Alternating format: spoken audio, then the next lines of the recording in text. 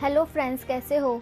आज मैं epic movie को एक्सप्लेन करूंगी। इस मूवी में बहुत ही छोटे छोटे इंसानों जैसे दिखने वाले क्रिएचर्स को दिखाया गया है। साथ ही इनके दुश्मन बॉगन्स भी होते हैं जो देखने में बहुत बुरे दिखते हैं। तो चलिए मूवी स्टार्ट करते हैं। मूवी की स्टार्टिंग में हमें एक साइंटिस्ट को दिखाते हैं। इसका नाम है बुम्बा। बुम्बा ने पूरे जंगल में कैमरास लगा रखे थे क्योंकि इसका मानना था कि जंगल में छोटे छोटे इंसानों जैसे दिखने वाले क्रिएचर्स रहते हैं। उसे आज भी एक सिग्नल आता है। वो तभी भागकर जंगल में जाता है। उसे वहाँ एक स्पैरो मिलती है। स्पैरो की पीठ पर एक गद्दी बंधी हुई थी। ये देखकर बुम्बा को पक्का यकीन हो जाता है कि छोटे क्रिएचर जरूर इस जंगल में रहते हैं। इसके बाद दिखाते हैं बुम्बा की डॉटर को। इसका नाम मैरी कैथरीन है। मैरी बहुत सालों के बाद अपने डैड से मिलने आती है, लेकिन जब वो घर पहुंचती है तो बुम्बा क्रिएचर्स पर रिसर्च करने में इतना बिजी था कि वो मैरी को देख ही नहीं पाता। जब मैरी उन्हें डैड बोलकर बुलाती है तब बुम्बा दौड़कर अपनी बेटी को गले लगा लेता है। बुम्बा के पास एक डॉग भी था जिसकी सिर्फ 3 टांगे थी, लेकिन फिर भी वो बहुत तेजी से दौड़ सकता था। इसके बाद बुम्बा मैरी को उसके रूम में लेकर जाता है। मैरी अपने डैड के साथ टाइम बिताना चाहती थी, लेकिन बुम्बा रिसर्च में इतना बिजी था कि वो मैरी को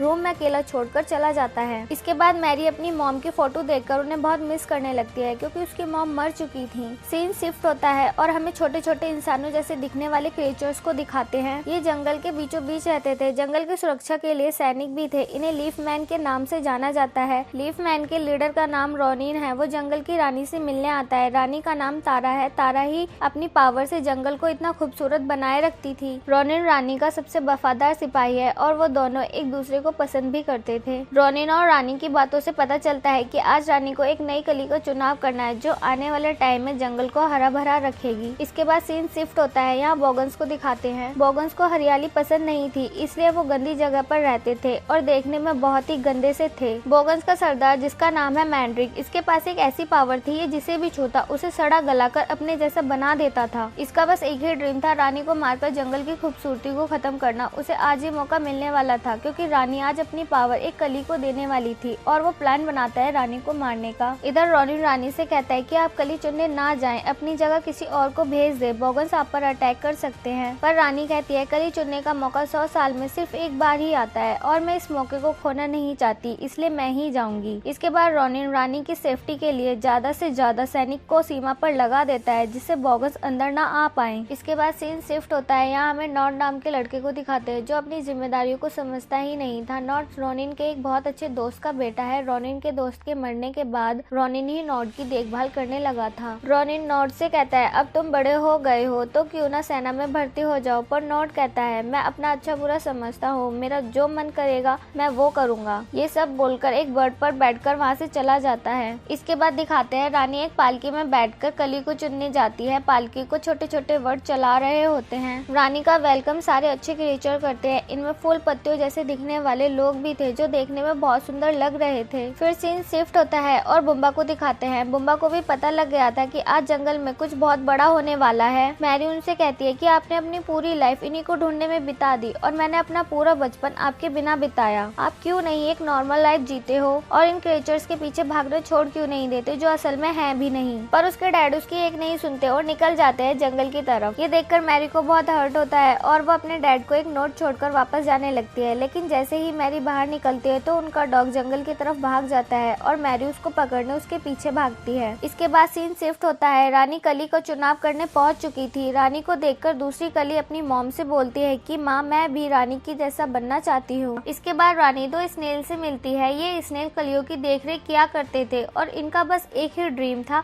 लीफ मैन बनना। वो रानी को कलियां दिखाते हैं ताकि रानी पावरफुल कली का चुनाव कर सके। फाइनली रानी एक कली का चुनाव कर लेती है, लेकिन तभी रोनिन को एहसास हो जाता है कि बॉगन्स यहाँ पर हैं जो पेड़ों में चिपके हुए थे। रोनिन रानी को भागने के लिए बोलता है। रानी वहाँ से भागती है पर बॉगन्स रानी को घेर लेते हैं। रानी अपनी पावर से बॉगन्स को वापस पानी में गिरा देती है और बेलों की मदद से वहाँ से भागती है। रानी को पूरा जंगल प्रोटेक्ट करता है। रोनिन वापस रानी को महल ले जाने लगता है। तभी मैंड्रिक अपने बेटे के साथ मिलकर उन पर अटैक कर देता है। रोनिन भी गुस्से में एरो सुला देता है जो जाकर मैंड्रिक के बेटे को लगता है, जिससे मैंड्रिक अपने बेटे के पास भागता है। इसी बीच रानी को भी मैंड्रिक का एक एरो लग जाता है और रानी नीचे गिरती है। उसे गिरता हुआ मैरी देख लेती है क्योंकि वो वहाँ अपने डॉग को ढूंढ रही थी। मैरी जल्दी से रानी के पास जाती है। रानी मैरी को अपनी पावर से छोटा बना देती है और कली देकर कहती है कि इसे नीम गली के पास पहुँचा देना। मैरी के लिए ये सब आसान नहीं था क्योंकि उसने इन सब की कोई उम्मीद नहीं की थी। तभी रोनिन भी वहाँ आ जाता है। वो रानी को अपनी बाहों में लेता है। रानी रोनिन से कहती है अब तुम्हारे हाथों में है जंगल, और कहती है मेरे जाने से परेशान मत होना। इसके बाद रानी मर जाती है और वो सुनहरी धूल में बदल जाती है। ये सीन बहुत ही इमोशनल होता है। इसके बाद रोनिन मैरी से पूछता है रानी ने तुमसे इस कली को कहाँ पहुँचाने के लिए बोला था। मैरी उसे बता देती है कि नीम गली के पास पहुँचाना है। इसके बाद रोनिन नीम गली के पास जाने की तैयारी शुरू कर देता है। तभी स्नेल भी रोनिन से कहते हैं कि हम भी आपके साथ चलेंगे क्योंकि कली को हमसे नमी मिलती है। इस तरह स्नेल को भी मौका मिल जाता है लीफ मैन में ज्वाइन होने का, जो उनका हमेशा से ड्रीम था। इसके बाद रोनिन कली के साथ मैरी और स्नेल को लेकर वहाँ से निकल जाता है। इसके बाद सीन शिफ्ट होता है और नोड को दिखाते हैं। वो एक रेस में पार्टिसिपेट करता है और माफिया फ्रॉग के साथ एक डील करता है कि वो इस रेस में हार जाएगा, पर रेस शुरू होने के बाद नोड डील तोड़कर जीत जाता है, जिसकी वजह से फ्रॉग उसे पकड़वाकर सांप के बिल में फिकवाने वाला था। लेकिन तभी वहाँ रोनिन पहुँच जाता है और वो सारा मामला रफा दफा कर देता है। इसके बाद रोनिन नोड को बताता है कि रानी नहीं रही। तब नोड भी बहुत सैड हो जाता है। साथ ही रोनिन ये भी बताता है कि रानी ने मरने से पहले अपनी सारी पावर एक लड़की को दे दी थी, इसलिए उसकी देखभाल करना हमारी जिम्मेदारी है। इसके बाद नोड मैरी से मिलता है। वो मैरी को देखते ही उसके प्यार में पड़ जाता है। सीन शिफ्ट होता है और बुम्बा को दिखाते हैं। जब बुम्बा घर पहुंचता है तो उसे मैरी के वापस जाने का नोट मिलता है। उसे पढ़कर बुम्बा सैड हो जाता है। फिर सीन शिफ्ट होता है। रोनिन सभी को लेकर नीम गली के पास जाने लगता है। तभी रास्ते में फिर से बॉगन्स के कीड़े उन पर अटैक कर देते हैं। उनसे बचते हुए नोड और मैरी एक गड्ढे में जा गिरते हैं। वहाँ एक रैट भी आ जाता है। रैट को देखकर मैरी बहुत डर जाती है क्योंकि रैट उनसे बहुत बड़ा था और वो उन्हें खाने वाला था। तभी रोनिन वहाँ आकर दोनों को बचा लेता है। रोनिन इस बार मैरी को नोड के साथ नहीं बल्कि अपने साथ बिठाता है ताकि मैरी फिर से कोई खतरे में ना आ जाए। फिर सभी नीम गली के पास पहुँच जाते हैं। मैरी नीम गली को कली दे देती है। इसके बाद नीम गली सभी को लिफ्ट से जमीन के नीचे ले जाने लगती है। यहाँ पर नीम गली हर चीज का रिकॉर्ड रखते थे। यहाँ उस कली के बारे में भी था। उसमें लिखा था कि कली पूनम की रात की रोशनी में खिलेगी और आज पूनम की रात ही थी, इसीलिए नीम कली और बाकी सब कली को खिलवाने की तैयारी में लग जाते हैं। रोनिन नोड से कहता है तुम इस कली पर नजर रखना, कहीं बॉगन इसको चुरा ना ले। ये कहकर वहाँ से चला जाता है। उसके बाद वहाँ पर मैरी आती है। वो मैरी को लेकर उसे जंगल की सैर करवाने ले जाता है। वो दोनों एक बारहसिंगा के सींग पर बैठकर जंगल की खूबसूरती को देख रहे थे। इतना सारा टाइम एक साथ बिताने से दोनों की अंडरस्टैंडिंग बढ़ती है और वो दोनों एक दूसरे को पसंद करने लगते हैं। इधर बॉगन्स कली पर अटैक कर देते हैं। स्नेल कली को बचाने की कोशिश करते हैं, पर बॉगन्स कली के साथ साथ स्नेल को भी उठाकर अपने साथ ले जाते हैं। जब नोड वापस आता है तो रोनिन उस पर बहुत गुस्सा करता है और कहता है तुम्हें मैंने एक काम दिया था पर तुम्हारी गलती की वजह से कली को बॉगन्स उठा ले गए। नोड को भी अपनी गलती का एहसास हो गया था, इसीलिए वो एक प्लान बनाता है कि भेस बदलकर बॉगन्स से कली को वापस लेकर आने का। रोनिन कहता है इसके लिए हमें बॉगन्स के कवर्स की जरूरत है। तभी मैरी कहती है वो तो मेरे घर पर बहुत सारे रखे हैं। इसके बाद मैरी रोनिन और नोड को लेकर अपने घर आ जाती है। उन्हें कवर्स मिल जाते हैं पर डॉग उनके पीछे पड़ जाता है। बुम्बा भी उन्हें देख लेता है और वो उन्हें अपने बनाए हुए गैजेट से पकड़ने लगता है। मैरी ही उसमें फंस जाती है। जब बुम्बा अपनी बेटी को इतने छोटे आकार में देखता है तो तुरंत बेहोश हो जाता है। फिर मैरी उस गैजेट से बाहर निकल आती है और वहाँ एक नोट पिन लगा देती है। इसके बाद तीनों भेस बदलकर बॉगन्स के इलाके में घुस जाते हैं। थोड़ी देर बाद मैरी और नोड को स्नेल मिल जाते हैं, लेकिन मैंड्रिक को पता लग जाता है और फिर यहाँ पर फाइट शुरू हो जाती है। रोनिन कली को नोड और मैरी को देकर स्नेल के साथ सेफली बाहर निकाल देता है और खुद बॉगन्स के बीच फंस जाता है। मैरी और नोड को लगता है कि अब रोनिन मारा जाएगा, इसलिए वो सैड होकर नीम गली के पास पहुँचते हैं। नीम कली कली को लेकर उस जगह रख देती है जहाँ वो खिलने वाली थी। कली के ऊपर पूनम की रात की रोशनी पड़ने लगती है और वो खिलने लगती है। तभी बॉगन्स के चमगादड़ रोशनी को आकर रोक देते हैं। इससे कली खिलती तो है पर काली पड़ने लगती है और अगर कली काली होकर खिलती है तो जंगल की सारी खूबसूरती खत्म हो जाएगी और पूरे जंगल पर बॉगन्स का राज होगा। ऐसा ना हो इसलिए सारे लीफ में चमगादड़ से फाइट करने लगते हैं। अब नोड भी अपनी जिम्मेदारी समझ चुका था, इसलिए वो भी चमगादड़ से फाइट करता है ताकि जंगल को प्रोटेक्ट कर सके।